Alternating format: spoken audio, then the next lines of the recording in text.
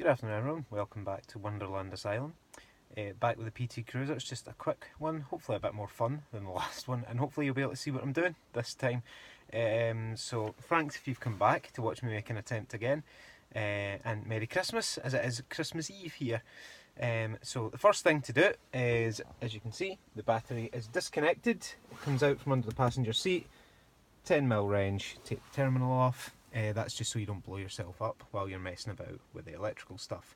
Now, what I'm going to be doing is taking the stock stereo setup, which you can see there. I'm going to be taking that out and replacing it with this, which is Bluetooth and a far better stereo than the stock one. The stock one, I'm sad to lose it because it does have a CD player and a tape deck, which very few do nowadays, but I'm having to rely on this Bluetooth dongle to connect my phone. It's not very good, it doesn't work very well, and people can very rarely hear me. I've used this one in a previous car that I had, the last PT Cruiser actually, so I've already got the wiring harness all set up with a ground wire here, which clips onto any bit of shiny bodywork, and an aerial adapter as well. So the first thing you need to do is, if you get a trim piece remover like this, and put it in behind the power window switches. There's a red tab on the side, which again I can't really show you, and then again put the trim piece remover between the switch and the plug and give it a little pry and it will pop off, and that is your power window switch. Very fancy, and you can see right in there, that's what it connects to. Now the next thing you want to do, and don't forget about this or they will just come flying off in a row, is pull out your knobs for the climate control, the heater and everything like that. Give them a little pry with a pry tool if you need to. That first one of mine came off really easily. The next one not so easily. Just get in behind it, give it a pull and it'll come off. If you're having trouble, you can, if you wish, just wait until you're pulling the fascia off and they'll come flying off and hit you in the head anyway. Cup holders are a magnificent thing. That's what they're best for, is storing stuff, and there you go again, that one came off without too much difficulty. The next thing, let's plug that back in because I don't need it now. The next thing you're going to do is unscrew, see that screw up there? I have my very nice Stanley screwdriver here. It's a Phillips head, but you can also use, I think it's a 7mm socket or a socket driver, would work just as well there. Take the screw out, put it in another cup holder, and don't lose it because you need it. Now, as I say, now when you pull, this whole fascia comes right off in your hands. There you go, and sit it down on the floor beside the battery. And then you've got 4 Phillips head screws again there, so quickly just remove them. Now in the previous PT Cruiser I had, and I'm not doing it with this one just now, I will do when a bulb decides to blow, but at the moment it's too much of a hassle for really something that I don't need to do at this point in time, is replace the dash bulbs and also the heater control module bulbs with LED ones. As I say, I did that in the last Cruiser I had, and the effect it had was quite incredible, but I'm not 100% sure because it turns everything blue. At the moment, as you may have seen in the previous video, the interior lights and everything are all a kind of greeny, a kind of retro, old school green, whereas when you put these LED bulbs in, they go very bright blue, and the bright blue look doesn't really go all that well with a PT Cruiser styling. So I've opted not to do it just now, but if a bulb goes I will, and I'll replace them all because it is a pain in the backside to get these bulbs out. Now it should slide out relatively easily, but you will need to disconnect the aerial quite quickly because you'll not get it very far without pulling the aerial out. And then again, the wiring harness has a clip connect on the two parts, so it just pulls out, and there you go. There is your OEM stereo, ready to get chucked in the bin, whatever you're going to do with it. I usually keep all my OEM stuff in case I ever sell it. I take all my stuff out and put the OEM junk back. So, as I say, here we have the problem with this stereo is that everything is on the opposite side. Of course it is, why would it be easy? So what I tend to do is take the aerial port out the back of the stereo. Now it's got an adapter on it as well to adapt from this kind of connector to the Chrysler one. So if you put that in there, move this wiring harness over here a bit, it makes everything a bit easier to manipulate to put the stereo back in. So again, that, I'll show you, it plugs in to the back of the stereo like that. That's your aerial, and then as you say, it's just a case of matching the connectors up.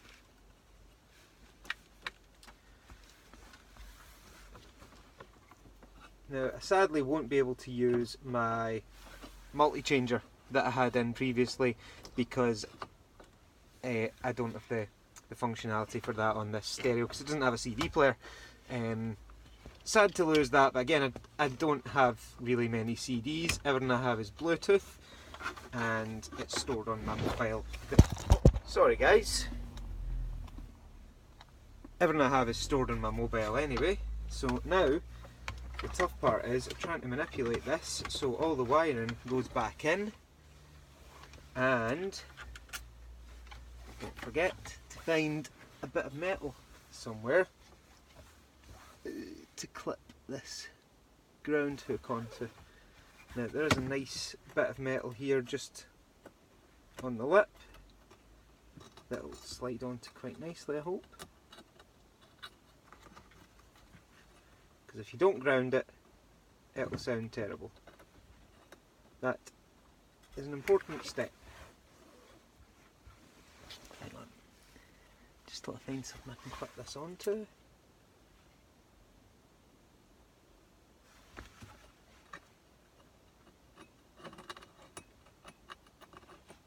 Aha. There we go, it's now grounded. The stereo is now of course upside down, and it goes in like that. And as I say, I'm going to check because I think, yeah, I did. I thought I heard the ground pop off, and I was 100% correct. I did indeed hear the ground pop off. So again, bit of bare metal, relatively close to where everything's sitting. Pop the ground back on. Make sure the clips are neatly in place. If not, sorry again. I've bent one of the clips. Yeah, it's by far the most difficult part of this is finding somewhere for the ground wire to go on that it's going to consent to stay in. But I think that's us now. And then it's just in case the reverse of removal.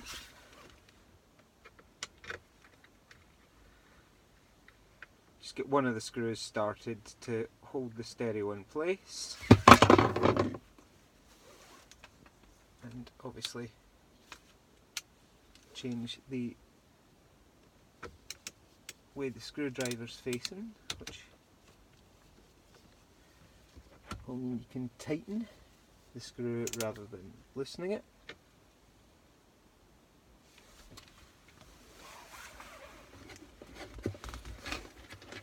They say not a difficult thing to do, changing these stereos. This is pretty much specific to the PT Cruiser. I believe the Chrysler Neon's very similar, but I've not actually seen. I've never owned one, so I don't know. I only know how to do it on this. As I say, to change the dash bulbs, there's another couple of bits that add on to this process. But when, I'm not saying if, I'm saying when, because one will go soon, they always do. When it comes to changing the dash lights, I will do a video on that as well, because I did a kind of explanation video that I sent to the few people that I used to network with about these things. I sent it to them again. It was more a kind of retrospective, here's what I did and how I did it, rather than an actual tutorial. As you can see, it all plugs in quite nicely. And that's us done, more or less. The only other thing you need to do is get your fascia lined up.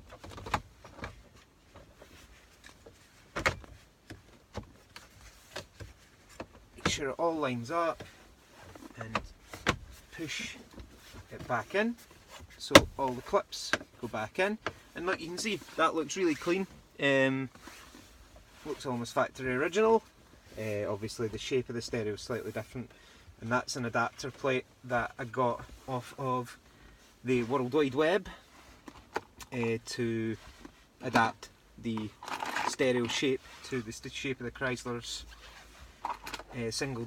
Almost, it's not quite a single din, but it's not a double din either. It's a kind of a din and a half, I think it is, because stereos, if you, most of you will know already, I'm probably insulting quite a few of you, but stereos are divided into sizes by single or double din, DIN, and that tells you what the size of the stereo is and allows you to get a replacement. And as I say, the only reason I'm replacing this is because I need Bluetooth, and the one that I had before don't have it.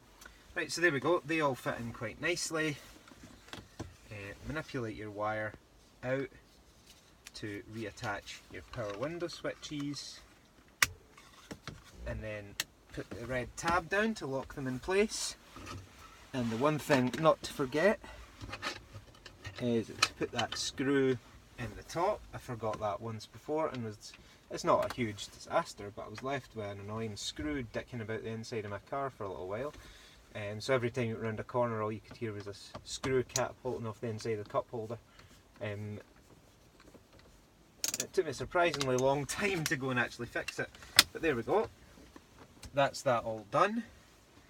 The next thing is to reconnect the battery terminal, which I will do now, and hopefully all this will light up and play games and I won't have any problems.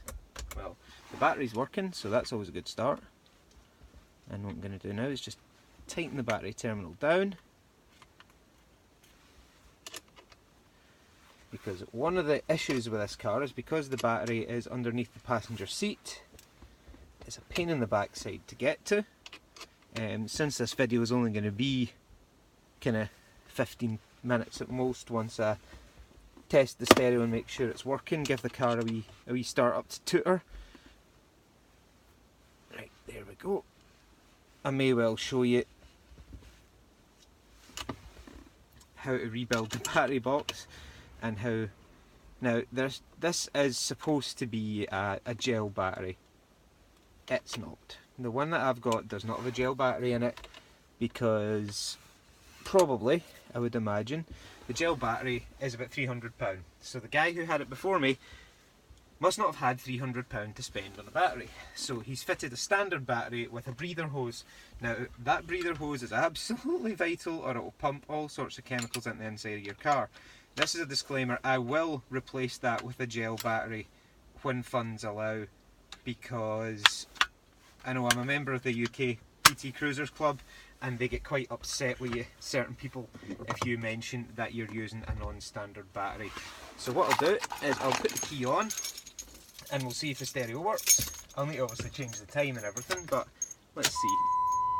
Oh, it's flashing, which means something's happening. Welcome.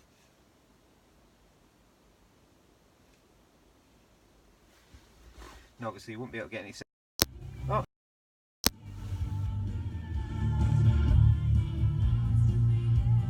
Again, don't laugh at my music choices.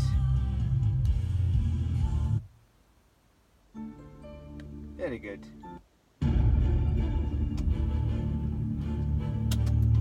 Okay. You see when you turn it off, the stereo goes off.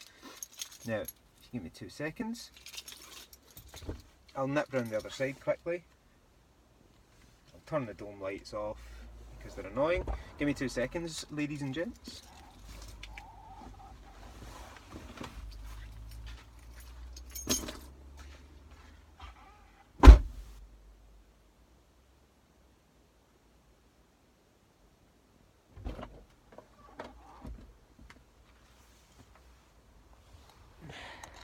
hello again.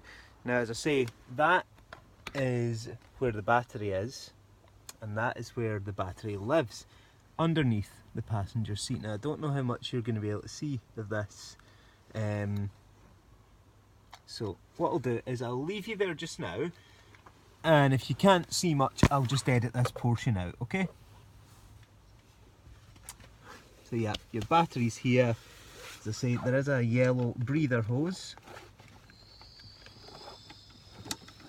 which runs, this is it here.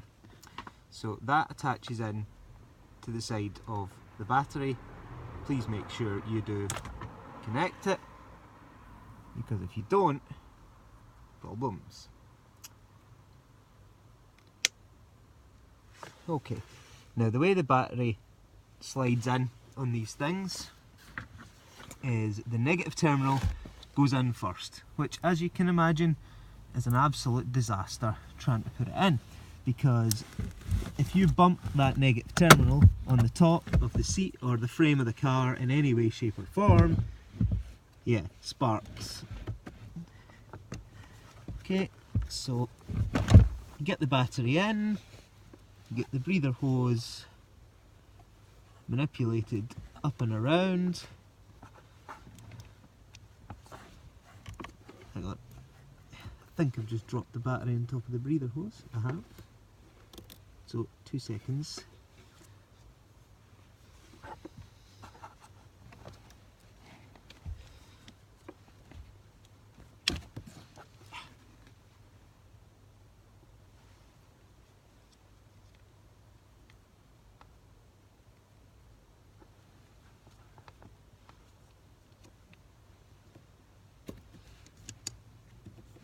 There we go.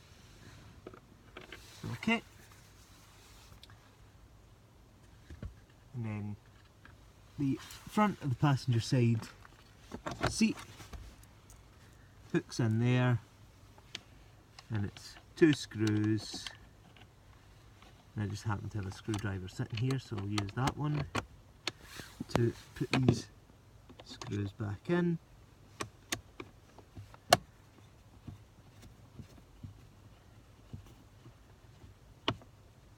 Now the reason it's been so long, because I did promise more videos, the reason it's been so long is because the alternator belt snapped yet again. And I couldn't do a video on fixing that, one, because I'm not an expert on it, and two, this isn't a comedy channel. It is for entertainment purposes, but not comedy purposes. So we'll go back round to the front and I'll do a wee start up for you.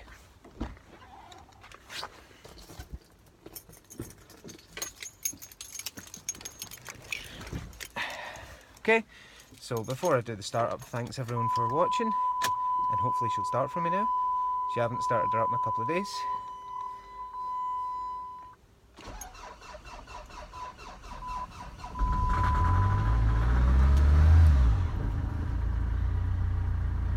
There we go. She's a wee bit reluctant. It's very, very cold out here today. It's just dipped over freezing for the first time today. They're not the best in the cold, particularly the diesel ones. But yeah, thanks very much for watching.